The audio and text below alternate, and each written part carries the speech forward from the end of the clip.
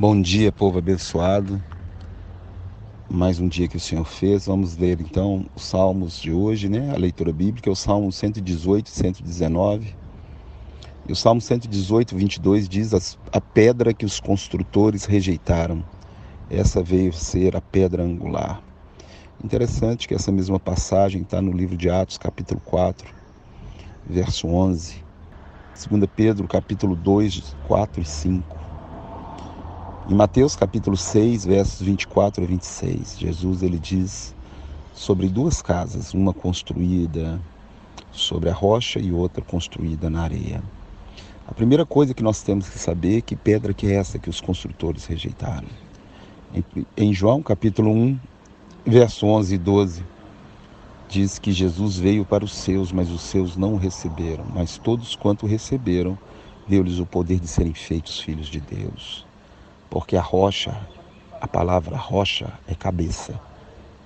No hebraico, rosh, cabeça, é sustentáculo, amparo, aquele que cuida, que ampara, que sustenta em todas as áreas, emocional, física, e é aquele que deu a vida naquela cruz. A Bíblia diz que Deus é o cabeça de Cristo, Cristo é o cabeça do homem e o homem é o cabeça da mulher. Ser cabeça é ser sustentáculo. Ser cabeça é amparar, cuidar. Ser cabeça é dar até a vida pela outra pessoa. Jesus fez isso por nós, mas muitos hoje o rejeitam. Assim como o povo dele, quando ele veio, rejeitaram a pedra angular.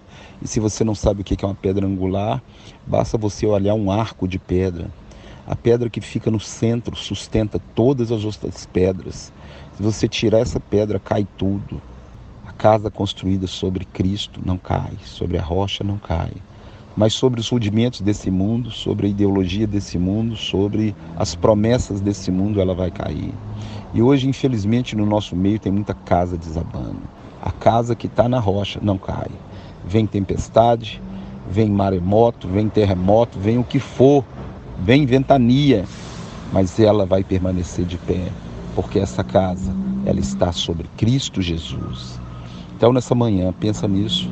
Aonde está o seu casamento, aonde estão os seus sonhos, onde estão os seus projetos, aonde está a sua família. Porque se for na casa construída na areia, vai ruir tudo, uma hora cai, uma hora a casa cai. Tem esse ditado, uma hora a casa cai. Eles rejeitaram Jesus. E muitos cristãos hoje rejeitam Jesus. Quando você rejeita a palavra, quando você rejeita permanecer no caminho dele, você rejeita ele. E eu quero dizer, se você sair da rocha, você vai para a areia. É interessante, quando eu era criança, tinha filmes de areia movediça. Quando o cara caía na areia movediça, ele só ia afundando, afundando, afundando. Vários filmes antigos, Perdidos no Espaço. Todo filme, Terra de Gigantes, uns filmes assim. Mas sempre tinha uma areia movediça. Tarzan, então, era campeão de ter uma areia movediça. E a pessoa caía ali e não conseguia sair. E só ia afundando, afundando, afundando. Porque não tinha rocha embaixo, não tinha sustentáculo embaixo. É interessante que Moisés, quando ele tira o povo do Egito, Deus tira o povo e Moisés está guiando eles. Tem uma guerra contra Amaleque. E a Bíblia diz que Israel está perdendo a guerra. E eles colocam Moisés sobre uma rocha e Arão e Ur levantam os seus braços. E o cajado, o poder de Deus estava na mão dele e ali a rocha, ali vinha a vitória. E se hoje você não está na rocha, escute essa palavra. Vá para a rocha, volte para o sustentáculo da sua vida. E se precisar de ajuda, peça a Arão e Ur, peça os seus amigos para sustentar os seus braços. A Bíblia diz que nós não podemos deixar de congregar como é o costume de alguns. Está em Hebreus 10, 24. Você precisa congregar. Porque nos momentos de dificuldades, Deus levanta pessoas como Arão e Ur para poder te ajudar a voltar para a rocha. Jesus é o cabeça, é a rocha, tem que ser o centro, tem que ser o chefe da sua vida, tem que ser o sustentáculo, tem que ser a sua esperança. Então no Salmo 119, 18, você vai ver também Moisés ferindo a rocha. E quando Moisés fere a rocha, dela sai água. Eu quero dizer que naquela cruz Jesus foi ferido e a água da vida, ela está sendo derramada abundantemente para que você possa nessa manhã beber. E se você não sabe o que é a água da vida, leia João 7, 37, 38. O Espírito de Deus, o Espírito Santo, a água da vida. Toma dessa água. Inunde nessa água, nade nessa água, renove as suas forças, porque muitas vezes o deserto é seco, o deserto na nossa vida parece interminável, mas eu quero dizer que Moisés foi para a rocha, Deus mandava o maná, Deus mandava a água na hora certa e Ele vai fazer isso para você. Salmo 119, o Salmo é o maior capítulo da Bíblia. Eu aprendi, antes de ler as Escrituras, uma passagem do Salmo 119, 18, que diz o seguinte: desvenda os meus olhos, para que eu contemple as maravilhas da tua lei. E lâmpada para os meus pés é a tua palavra e luz para o meu caminho. É interessante, toda vez que vamos ler a Bíblia, muitos irmãos dormem, têm sono. Isso é espiritual, manda embora. Porque você fica na televisão, no WhatsApp e não tem sono. Para ler Bíblia desanima, para ler Bíblia dorme. Ora aí o Salmo 119, 18, desvenda os seus olhos, os nossos olhos, para que a gente contemple as maravilhas da tua lei. A palavra de Deus é maravilhosa, de Gênesis a Apocalipse, é uma maravilha. Você que está lendo a Bíblia comigo em um ano, você tem visto tantas novidades que muitas vezes você nunca ouviu sobre a palavra de Deus. Deus, eu quero mergulhar na tua palavra, eu quero praticar a tua palavra. Leia Tiago, capítulo 1, verso 22, diz: sejais, pois, praticantes da palavra e não simplesmente ouvintes, enganando a vós mesmos. E lâmpada para os meus pés é a tua palavra e luz para o meu caminho. Mas como que a palavra de Deus é uma lanterna, ela te ilumina? Jesus é o verbo, é a palavra, Ele é a concretização de toda essa palavra. É Ele quem ilumina o seu caminho para que você não caia em armadilhas no laço do passarinheiro, para que você não afunde nos buracos que essa vida produz. Você precisa ter a luz, a lâmpada, o norte, a direção é a palavra.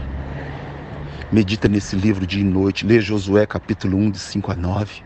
Tenha o cuidado de fazer tudo que nele está escrito, então será bem sucedido em todos os seus caminhos. Lâmpada para os meus pés.